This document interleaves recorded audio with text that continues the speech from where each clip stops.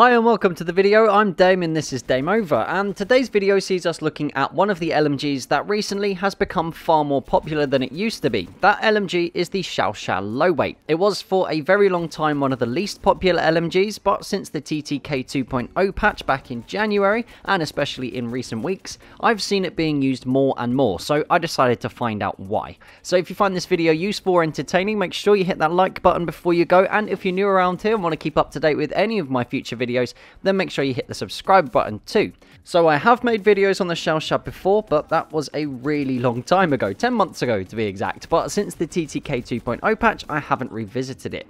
A good place to start is to talk about the patch, and one of the main aims for the time to kill patch was to make LMGs far more viable, as the support class wasn't being used nearly as much as the other classes, and to try and make each class and each weapon within them far more competitive to try and avoid the very clear meta that used to exist with weapons like the Hellregal and the Martini Henry being used by practically everyone. Now, I don't think it was as successful as DICE were hoping, because the medic class is now clearly the most powerful one. I know some of you guys will want to argue that point, but I'm speaking from an objective point of view rather than giving my opinion, and I'm sure most of you would agree. So the Chauchat has benefited by becoming more effective over range, having better recoil and spread when using the bipod as it's in the slow firing archetype, while still maintaining surprisingly good hip fire and the high damage archetype that makes it a 3-shot kill up to 20 meters and 4 after that. So I was playing in Domination for the footage you're seeing, and I had a really good time using the Chauchat Low Weight. I ended almost every game near the top for kills, if not at the top, and as you guys might know by now, while I'm decent at Battlefield 1, I'm certainly not one of the best players on Xbox One. If you're interested, I've linked my stats page on Battlefield Tracker in the description so you can see for yourself, but as you can see from these end of round leaderboards, I did pretty damn good. I'll add up the total kills across the games in that play session and leave it on the screen so you can see, but while I may have been playing well, it was amplified a lot by how good the Chauchat is.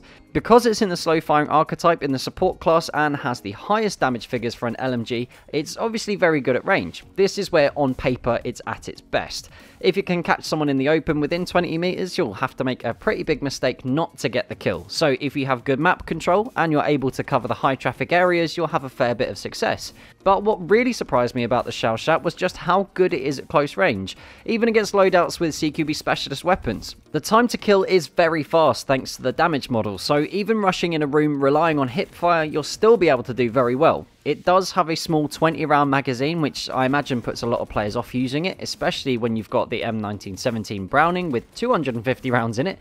But the reload time is very fast. It's a simple pop-off, pop-back-on animation, and you can jump straight back in the fight. The Burton has obviously taken over the support class for now because it's new and it's frankly awesome, but if you want to have more versatility, still maintain that really fast time to kill and have the ease of using a bipod, then the Chauchat for me is the weapon of choice. But that's just what I think. Have you guys seen the Chauchat being used more often? What do you think of it? Is it too hard to use? Is it not as good as the other LMGs? Make sure you let me know your thoughts down in the comments below.